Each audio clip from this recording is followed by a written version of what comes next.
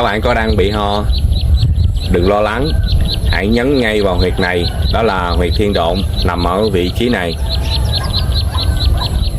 Chúng ta ấn và giữ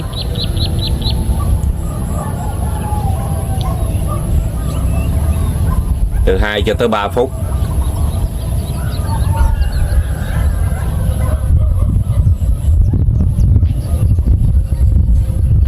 Và chúng ta thực hiện động tác như vậy là từ 3 cho tới 5 lần thì cơn ho của các bạn sẽ dứt điểm.